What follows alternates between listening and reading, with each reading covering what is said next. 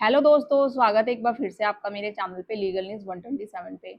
दोस्तों, आज की वीडियो पे एक बार फिर से मैं बात करूंगी एक मेंटेनेंस केस में और इलाहाबाद हाई कोर्ट के एक ऐसे लेटेस्ट जजमेंट के बारे में जो आपको बहुत रिलीफ करेगा, खासकर उन पतियों को जिन पे मेंटेनेंस का केस चल रहा है, जिनकी पत्नी ने मेंटेनेंस का केस कर रखा है।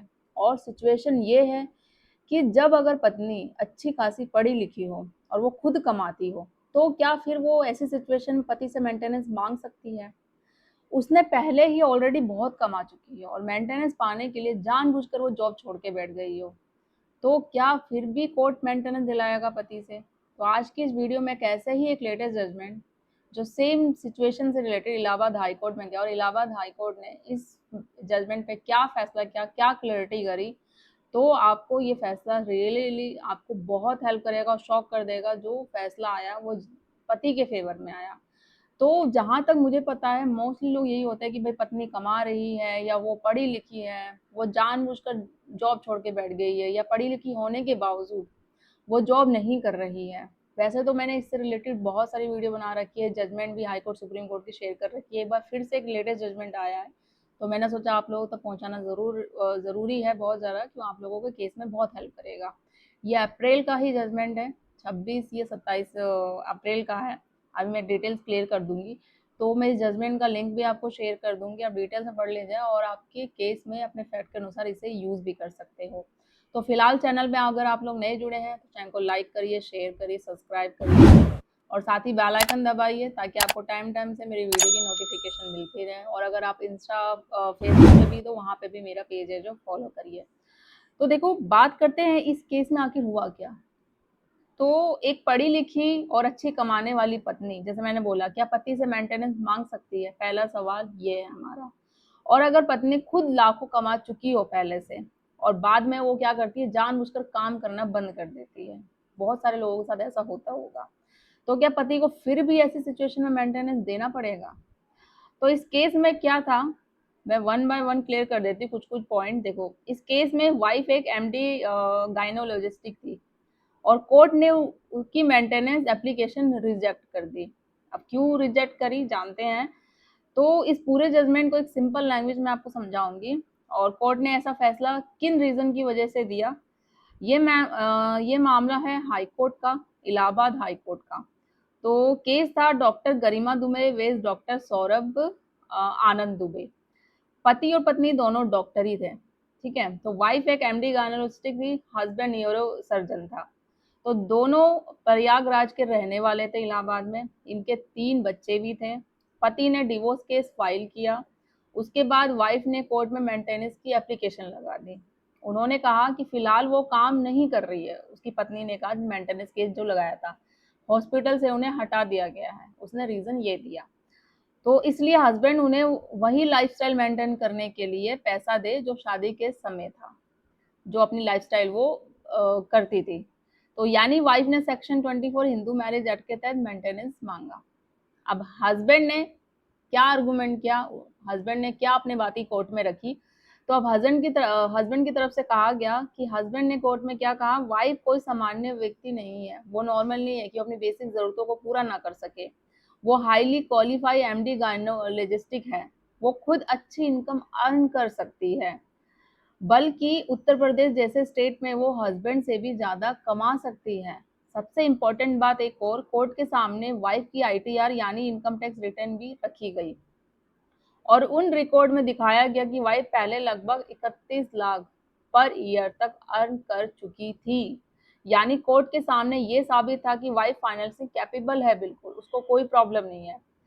अब कोर्ट ने क्या कहा फिर इस सिचुएशन में, कि अब आते हैं जजमेंट के सबसे इम्पोर्टेंट हिस्से पे। तो हाई कोर्ट ने क्या कहा, अगर कोई व्यक्ति हाईली क्वालिफाई है, अच्छी अर्निंग कैपेसिटी रखता है वो, और फिर भी जानबूझकर काम नहीं कर रहा है, किस लिए, सिर्फ कि उसको मेंटेनेंस मिल जाए, वो जॉब छोड़ के बैठा हुआ है तो ताकि हस्बैंड पर फाइनेंशियली बर्डन डाला जा सके, उसको परेशान किया जा सके, तो ऐसी सिचुएशन में कोर्ट मेंटेनेंस डिनाई कर सकता है। तो कोर्ट ने साफ क्या कहा कि सिर्फ ये कहना कि अभी काम नहीं कर रही हूँ मैं काफी नहीं है।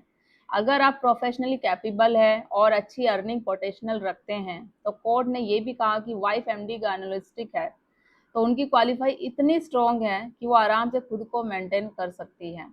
इसलिए कोर्ट ने ट्रायल कोर्ट का फैसला सही माना और वाइफ की मेंटेनेंस एप्लीकेशन को रिजेक्ट कर दिया।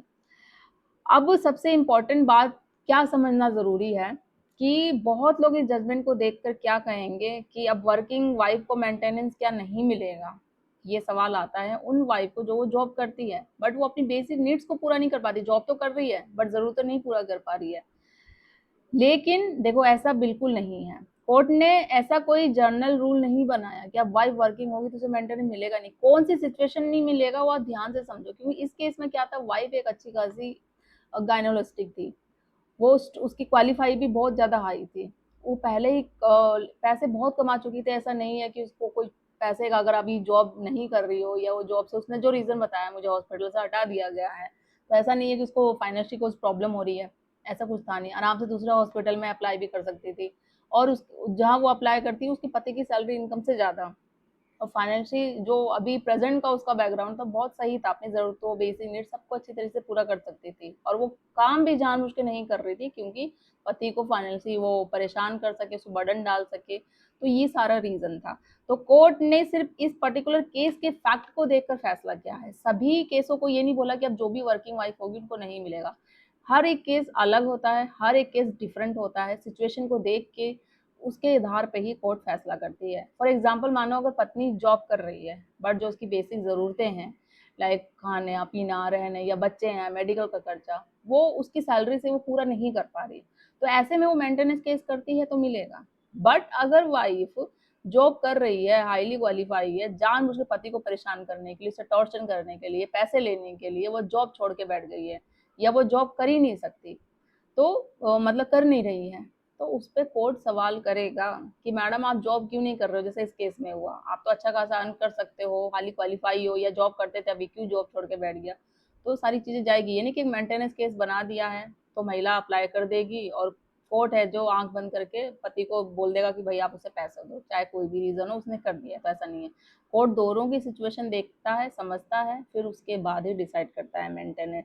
तो अगर वाइफ जेन्युइन अनएम्प्लॉय है, इनकम ना है, उसका कोई अर्निंग कैपेसिटी उसकी कोई नहीं है, हेल्थ इशू है या सर्कमस्टांसेस कुछ अलग है, तो मेंटेनेंस भी मिल सकता है। लेकिन जहां कोर्ट को लगे कि है जो वाइफ क्वालिफाई है, पहले अच्छी इनकम अर्न कर चुकी है वो, और खुद काम कर सकती है वो, बट वो जानबूझ के नहीं कर रही है, तो मेंटेनेंस डिनाई भी किया जा सकता है, जैसे इस केस में हुआ। अब एक और इम्पोर्टेंट बात, कोर्ट ने वाइफ का मेंटेनेंस रिजेक्ट तो कर दिया, लेकिन बच्चों का मेंटेनेंस जारी रखा, क्योंकि बच्चे थे, बच्चे की रिस्पॉन्सिबिलिटी दोनों की ही बनती है। तो हस्बैंड पहले से 60,000 पर मंथ बच्चों को दे रहा था और कोर्ट ने उस अमाउंट को कंटिन्यू रहने दिया, यानी बच्चों की रिस्पॉन्सिबिलिटी खत्म नहीं करी ऐसी सिचुएशन में। तो फाइनली ये जजमेंट आज के समय में बहुत इंपॉर्टेंट माना जा रहा है। अगर आपका भी सेम केस ऐसा ही मिलता जुलता है तो इस जजमेंट की कॉपी लगाइए और काम आपको बहुत रिलीफ मिलेगा। तो कोर्ट फाइनल, अगर कोई व्यक्ति फाइनेंशियली इंडिपेंडेंट बन सकता है, कि कोर्ट अब सिर्फ क्या होता है, क्वालिफिकेशन नहीं, सिर्फ अर्निंग कैपेसिटी भी देख रहे हैं। ठीक है, तो अगर कोई व्यक्ति फाइनेंशियली इंडिपेंडेंट बन सकता है, बट वो जानबूझ के नहीं बन रहा है, तो कोर्ट ये भी देखेगा कि वास्तव में उसे मेंटेनेंस की ज़रूरत है या सिर्फ उसको परेशान करने के लिए किया जा रहा है। हर केस फैक्ट के अलग होते हैं, इसलिए किसी एक जजमेंट को हर सिचुएशन पे अप्लाई नहीं किया जा सकता। ठीक है, ये भी आप बात ध्यान से सुन लीजिए। तो आज इस जजमेंट के बारे में आप क्या सोचते हैं? कोर्ट का कैसा फैसला रहा इलाहाबाद हाई कोर्ट का? कमेंट में अपनी राय ज़रूर बताइएगा और जल्दी मिलती हूँ मैं अपनी नेक्स्ट वीडियो में। तब तक के लिए थैंक यू।